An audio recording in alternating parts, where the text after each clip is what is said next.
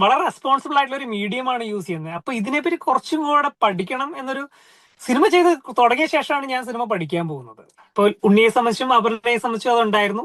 ഞാൻ ഒരു കാര്യം വളരെ ഗ്യാരണ്ടി തരാം, ആസ് എ ഡയറക്ടർ, സിനിമ തുടങ്ങിയൊരു 5 മിനിറ്റ് കഴിയുമ്പോൾ നിങ്ങൾ ഉണ്ണി മുകുന്ദനെ മറക്കും, അപർണ ബാലമുരളിയെ മറക്കും.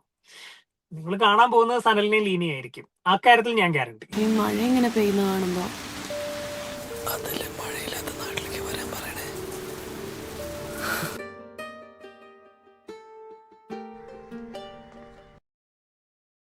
അപ്പൊ ലൂക്കയില് മഴയുടെ ഒരു അറ്റ്മോസ്ഫിയർ ബിൽഡ് ചെയ്യാനാണ് യൂസ് ചെയ്തേക്കുന്നത്. വേറെ മിണ്ടിയും പറഞ്ഞും എന്ന് പറഞ്ഞ ഈ ചിത്രത്തിൽ മഴ ഒരു ക്യാരക്ടറാണ്, കഥാപാത്രമാണ്.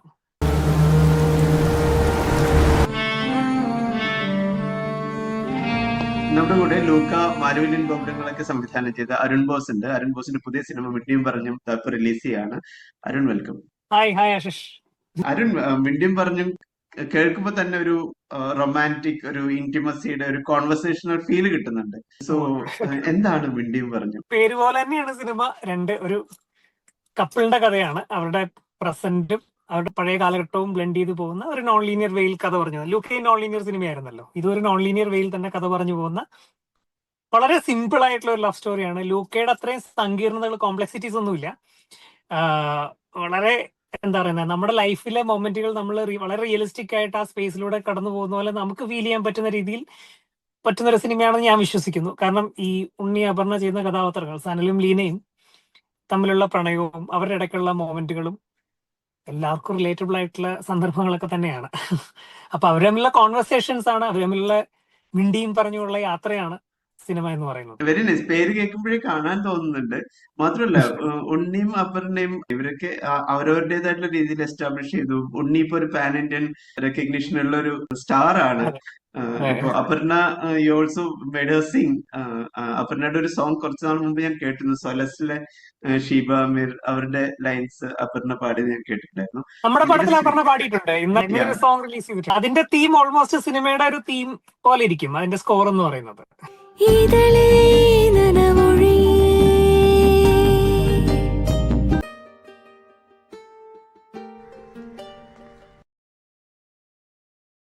പറഞ്ഞു വന്നത് ഈ കാസ്റ്റിനെ കുറിച്ചാണ്.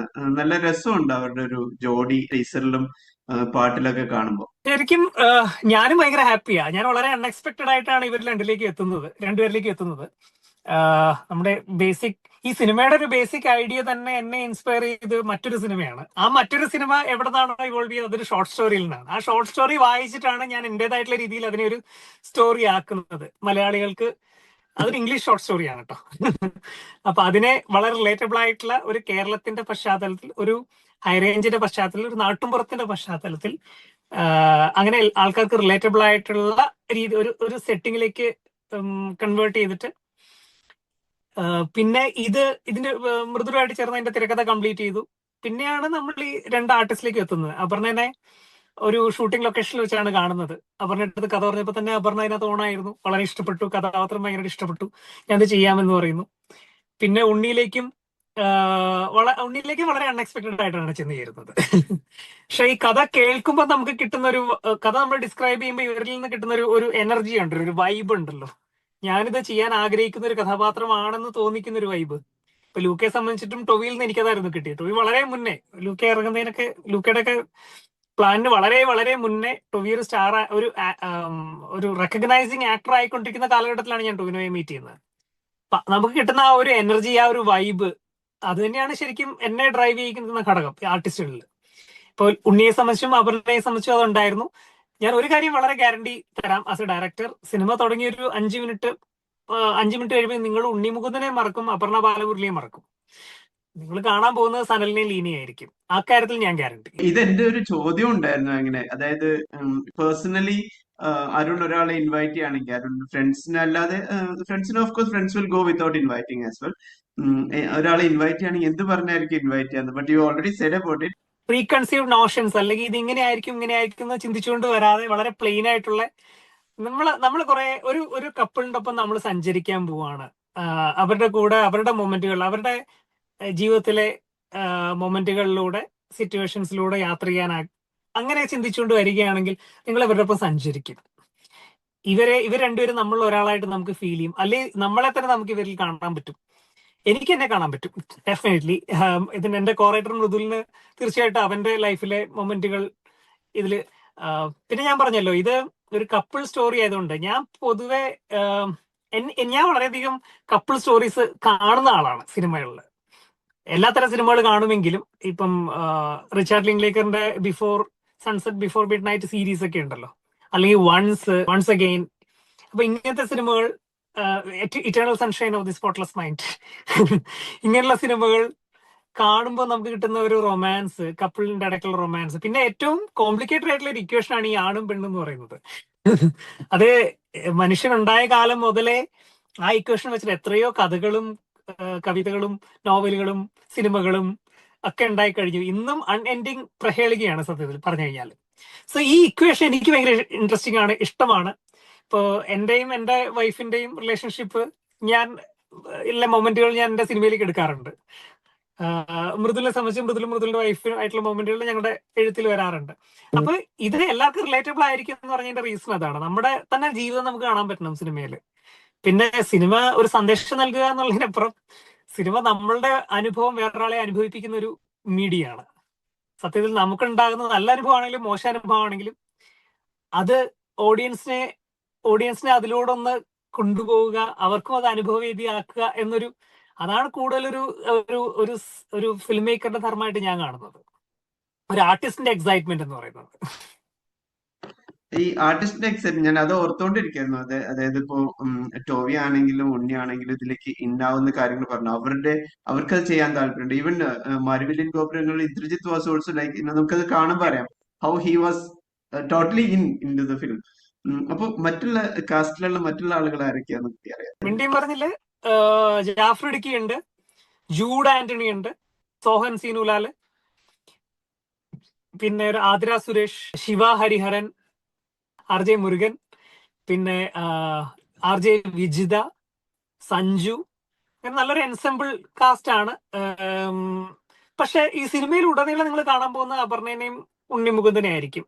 മറ്റുള്ളവരും വന്നു പോകുന്ന കഥാപാത്രങ്ങളായിരിക്കും. ഒരു പക്ഷെ ജാഫർ ഇടുക്കിയുടെ ക്യാരക്ടർ കുറച്ചും കൂടെ ലോങ്ങർ സ്ക്രീൻ സ്പേസ് ഉണ്ട് അപർണയുടെ അച്ഛനായിട്ട്. മാലാ പാർവതി ഉണ്ട്. സോ ഇതൊക്കെയാണ് നമ്മുടെ മറ്റു കാസ്റ്റിംഗ് സിനിമയിൽ. കമ്പാരിറ്റീവ്ലി ഒരു റെയർ കോമ്പിനേഷൻ ആണ്. It's interesting. സോ ഇപ്പൊ അരുൺ ആദ്യകാലങ്ങളിൽ സിനിമാറ്റോഗ്രാഫി കൂടി ചെയ്യുന്ന ഒരാളായിരുന്നു.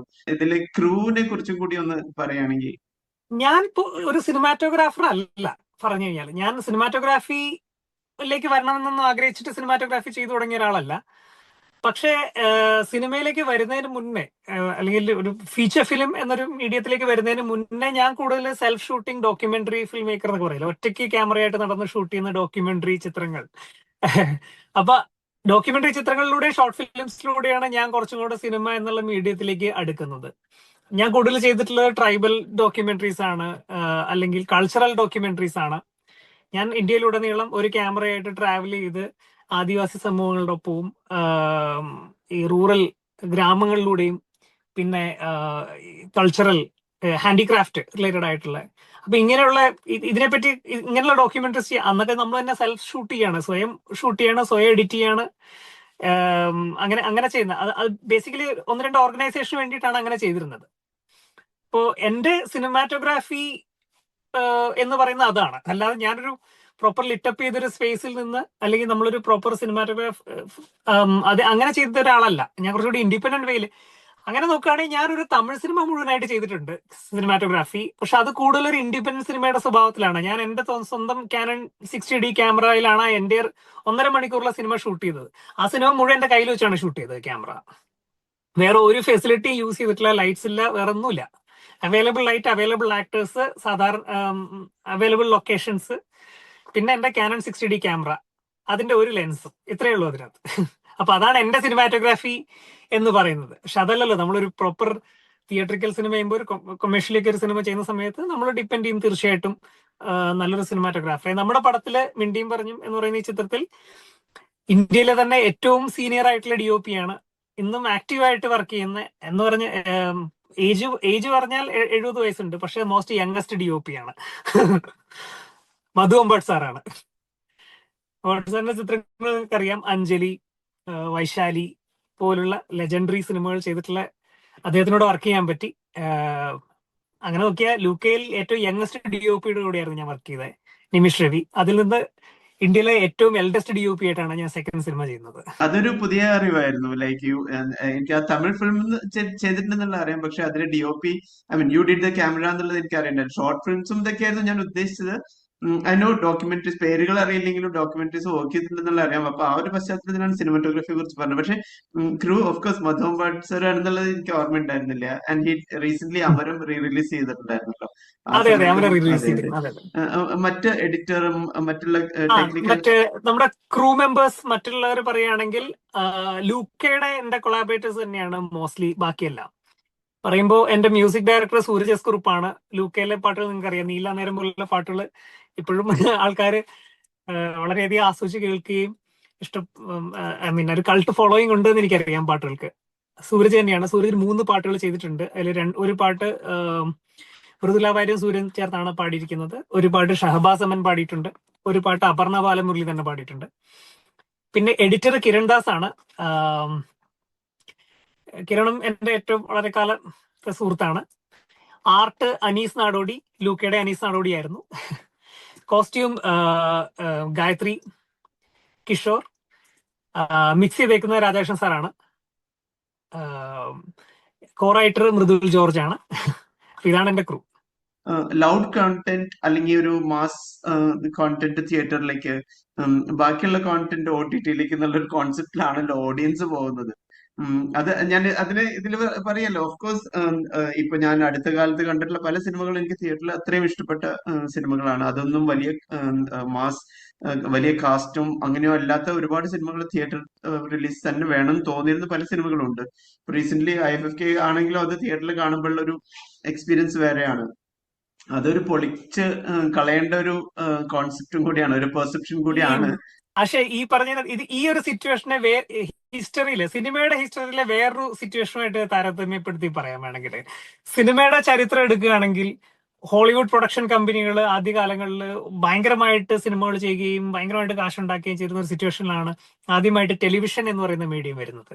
ഈ ടെലിവിഷൻ വന്നപ്പം ആൾക്കാർ ഇനി ഒരിക്കലും തിയേറ്ററിൽ പോയി സിനിമ കാണില്ല, ഇനി എല്ലാവരും TV-യിലെ സിനിമ കാണുള്ളൂ എന്നൊരു അങ്ങനെ ഭയന്നിരുന്ന ഹോളിവുഡ് പ്രൊഡക്ഷൻ കമ്പനികൾ, നമ്മൾ ഈ പറയുന്ന എല്ലാ പ്രൊഡക്ഷൻ കമ്പനികളും, പാരമൗണ്ടും 20th സെഞ്ചുറി ഫോക്സും ഒക്കെ, അപ്പൊ ഇവര് കുറെ അധികം കാശ് ഇൻവെസ്റ്റ് ചെയ്തിരുന്നു ആ സമയത്ത്. എന്തിനാണെന്ന് വെച്ച് കഴിഞ്ഞാല് ഈ സിനിമയുടെ എക്സ്പീരിയൻസിനെ വലുതാക്കാനായിട്ട്.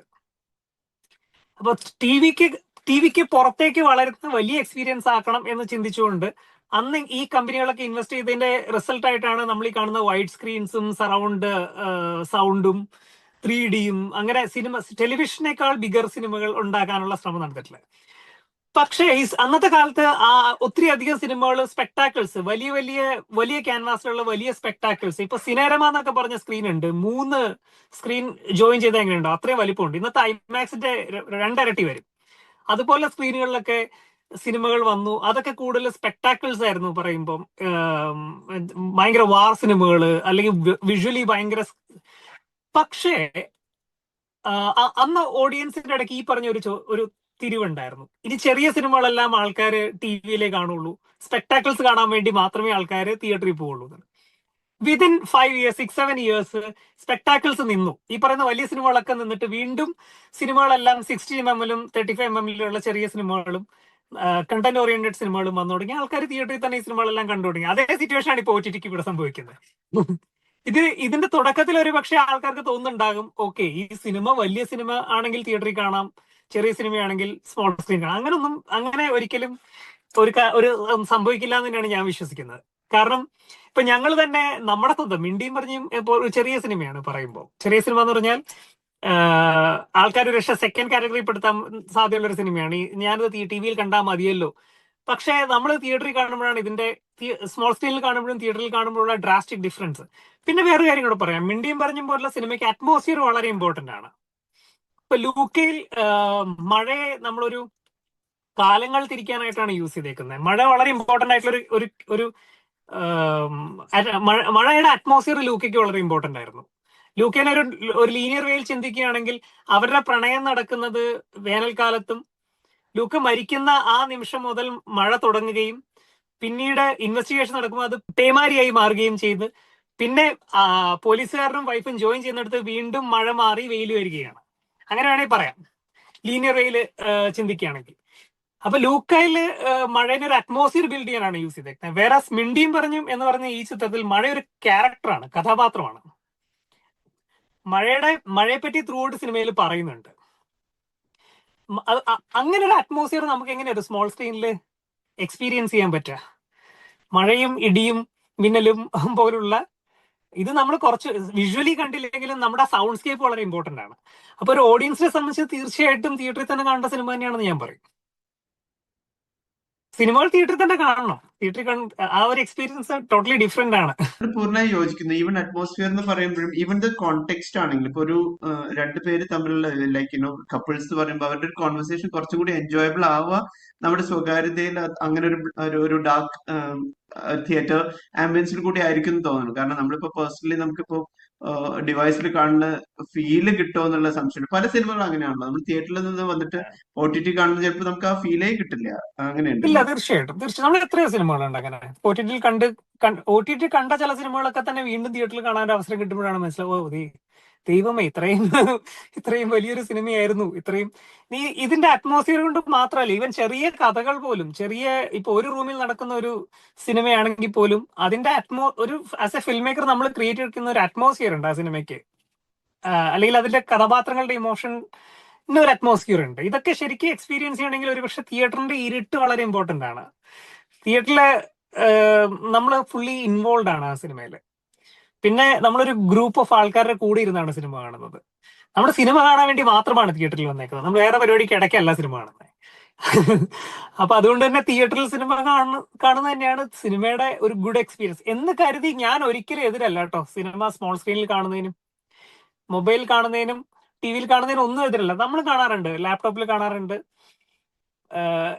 ബട്ട് ഞാൻ പറയുന്നത് എക്സ്പീരിയൻസ് ഡിഫറെന്റ് ആയിരിക്കും. അതെ അതെ, ഒരു കൺക്ലൂഷൻ അതാണ്. ബേസിക്കലി ആ ഒരു ഫിലിം ആ രീതിയിൽ എക്സ്പീരിയൻസ് ചെയ്യണമെങ്കിൽ തിയേറ്ററിൽ തന്നെ കാണാന്നുള്ളൊരു അതെ അതെ അതെ അതെ.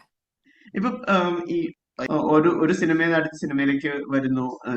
ചിലപ്പോൾ വരുന്ന രീതിയിലായിരിക്കും ചിലപ്പോൾ എടുത്തു പോകുന്നത്. അല്ലെങ്കിൽ അങ്ങനെ ഒരു പ്ലാൻ ഉണ്ടോ? അതായത് ലൈക്ക് ഇപ്പൊ ലുക്ക കഴിഞ്ഞു, മരുവില്ലൻ ഗോപുരങ്ങൾ ചെയ്തു. അപ്പൊ അതിന്റെ സ്കെയില് വലുതാവണം, അല്ലെങ്കിൽ അടുത്ത് ചെയ്യുമ്പോൾ ഇങ്ങനെ ആയിരിക്കണം.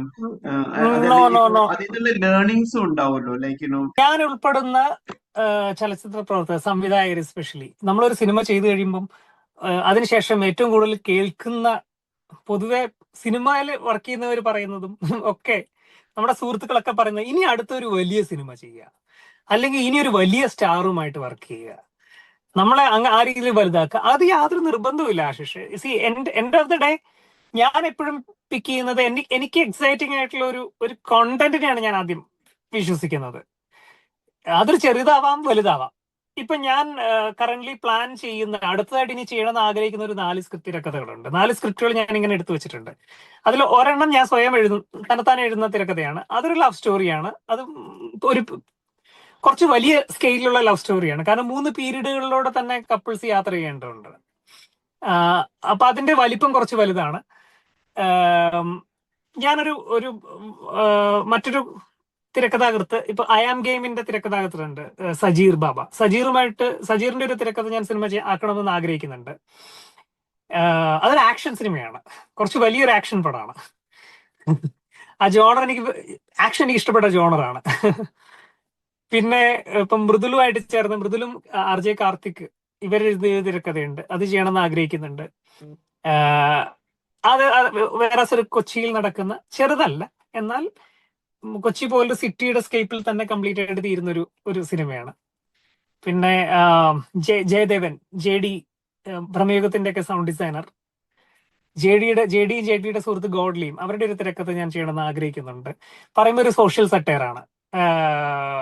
ഒരു സമൂഹത്തിനിടയ്ക്ക് ഒരു ഇൻസിഡന്റ് കാരണം ഉണ്ടാക്കുന്ന കുറെ ഹ്യൂമറസ് സിറ്റുവേഷനും അതിലൂടെ പറഞ്ഞു വെക്കുന്ന ഒരു സൊസൈറ്റിയുടെ നേരെയുള്ള ഒരു കുത്താണ് ആ സിനിമ. അപ്പൊ എന്റെ അടുത്ത ചോദ്യം അതോടുകൂടി സോൾവ് ആയി, like what are the new projects എന്നുള്ളത്. എനിവേ, ഇപ്പൊ ഒരു അധ്യാപകൻ കൂടിയാണ്. ലൈക്ക് ഇപ്പൊ നേരത്തെ ഫിലിം ഹിസ്റ്ററി പേഴ്സെ അങ്ങനെയല്ല പറഞ്ഞത് നമ്മൾ സംസാരിച്ചത്.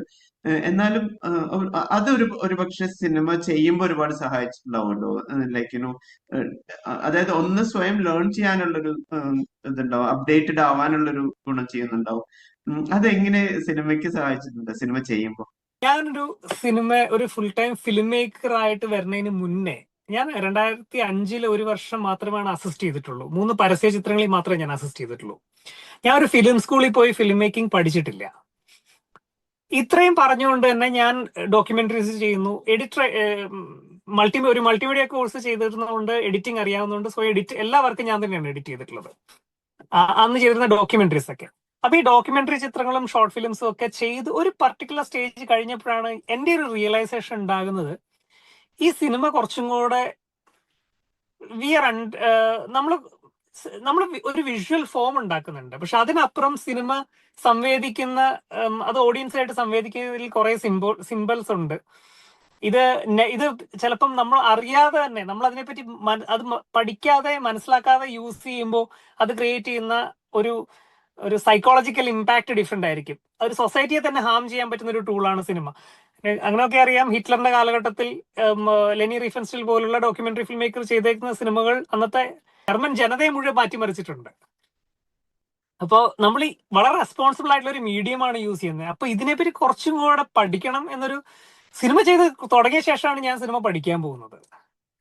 അത് ഞാനൊരു ഫിലിം മേക്കിംഗ് കോഴ്സ് അല്ല ചെയ്തത്, ഒരു ഫിലിം സ്റ്റഡീസ് കോഴ്സാണ്. അന്നൊരു ഷോർട്ട് ഫിലിമിന് അവാർഡ് കിട്ടി, ഒരു സ്കോളർഷിപ്പ് കിട്ടി. UK പോയിട്ട് ഞാൻ നോർത്ത് ഇന്ത്യ യൂണിവേഴ്സിറ്റിയിൽ ഫിലിം സ്റ്റഡീസ് ചെയ്തു. അവിടെ ഫിലിം സ്റ്റഡീസ് ആണ്, ഞാൻ വീണ്ടും പറയുകയാണ്, ഫിലിം മേക്കിംഗ് അല്ല പഠിച്ചത്. ഫിലിമിനെ എങ്ങനെ അനലിറ്റിക്കലി പഠിക്കാം, അസസ് ചെയ്യാം എന്നുള്ളതാണ് ഞാൻ കൂടുതൽ അവിടെ, അല്ലെങ്കിൽ സിനിമ തെറ്റായ കമ്മ്യൂണിക്കേഷൻ എങ്ങനെ കൊടുക്കാതിരിക്കാം, ഇതൊക്കെയാണ് കൂടുതൽ പഠിക്കാൻ ശ്രമിച്ചിട്ടുള്ളത്. ഇതിന്റെ ഒരു നീഡ് എനിക്ക് അതിനുശേഷമാണ് ഞാനൊരു ഫിലിം ഫാക്കൽറ്റി ആയി മാറുന്നത്. ഫിലിം പഠിപ്പിക്കാൻ മദ്രാസ് സിസ്റ്റിംഗ് കോളേജിൽ ജോയിൻ ചെയ്തു. പിന്നെ LV പ്രസാദ് ഫിലിം ഇൻസ്റ്റിറ്റ്യൂട്ടിന്റെ ഒപ്പം ഞാൻ ഫാക്കൽറ്റി ആയിട്ടുണ്ട്. ഇപ്പോഴും വർക്ക്ഷോപ്സ് കണ്ടക്ട് ചെയ്യുന്നുണ്ട്. ഇന്നത്തെ കാലഘട്ടത്തിൽ when you have A medium like, ഇപ്പൊ നേരത്തെ ഞാൻ പറഞ്ഞു, ഞാൻ ഒരു ഇൻഡിപെൻഡന്റ് തമിഴ് സിനിമ മുഴുവൻ ചെയ്തത് ഒന്നുമില്ലാതെയാണ്. 10 പൈസ കയ്യിലില്ലാതെയാണ് ഞാൻ ആ സിനിമ സ്വയം പ്രൊഡ്യൂസ് ചെയ്യുന്നതും ഡയറക്ട് ചെയ്യുന്നതും ക്യാമറ ചെയ്യുന്നതും ഒക്കെ. ആകെ ട്രാവലിന്റെയും ഫുഡിന്റെ എക്സ്പെൻസ് ആണ് അതിനകത്ത് വന്നിട്ടുള്ളത്. അപ്പോ ഇങ്ങനെ ഒരു സിനിമ ചെയ്യാവുന്ന ഒരു സാഹചര്യം നിലനിൽക്കുമ്പോൾ ഇന്ന് ആർക്ക് വേണമെങ്കിലും ഒരു ഈ മീഡിയത്തിൽ എത്ര മണിക്കൂർ നീളമുള്ള ഒരു സിനിമ വേണമെങ്കിലും ഉണ്ടാക്കാം. പക്ഷെ ഇതിനെ റെസ്പോൺസിബിളി എങ്ങനെ ചെയ്യണം, അല്ലെങ്കിൽ ഇത് ചെയ്യുന്ന എങ്ങനെ ഒരു റോങ് കമ്മ്യൂണിക്കേഷൻ അല്ലെങ്കിൽ റോങ് മെസ്സേജ് ആവാണ്ടിരിക്കണം എന്നൊക്കെയുള്ള ഒരു ലോ ആംഗിൾ ഷോട്ട് ഉണ്ടാക്കുന്ന ഒരു ഹാമുണ്ട്. ഗുണത്തേക്കാൾ ദോഷം ചെയ്യുന്ന ഒരു ലോ ആംഗിൾ ഷോട്ട് ഉണ്ട്. അതെന്തുകൊണ്ട് നമ്മൾ വെക്കാതിരിക്കണം എന്നൊക്കെ ചിന്തിക്കണമെങ്കിൽ നമ്മൾ അതിനെ കുറച്ചും കൂടെ പഠിക്കേണ്ടതായിട്ടുണ്ടെന്നാണ് ഞാൻ കൺസിഡർ. അതുകൊണ്ടാണ് ഇത് പഠിപ്പിക്കാനും കൂടെ ഇറങ്ങി തിരിച്ചേക്കുന്നത്. Very nice. ഇൻഫാക്ട് ഞാന് നമ്മുടെ അറിയാലോ, ചെറിയൊരു യൂട്യൂബ് പോർട്ട്ഫോളിയോ ആണ്. ഞാൻ അതിനെപ്പോഴും കോൺവെർസേഷൻസ് ഇൻസ്പയർ, വേറെ ആരും ഇൻസ്പയർ ചെയ്തില്ലെങ്കിൽ എനിക്കൊരു ഇൻസ്പിറേഷൻ ഉള്ള നിലയ്ക്കാണ് നമ്മളത് കൊണ്ട് നടക്കുന്നത്. അപ്പോ actually this is A point precisely, like നമുക്കിപ്പോ ഒരുപാട് ഇൻസ്പിറേഷൻ ഉണ്ടാക്കി ധനവാനാവാൻ അല്ലെങ്കിൽ ആ രീതിയിലുള്ള ഇൻസ്പിറേഷൻ അല്ല ഉദ്ദേശിക്കുന്നത്. Basically to get inspired to be a better human. നമ്മള് അതെ, നമ്മള് കഴിഞ്ഞ കാലത്ത് നോക്കുകയാണെങ്കിൽ ഈ പറഞ്ഞ എല്ലാവർക്കും ഒരു കറക്ഷൻ ഉണ്ട്.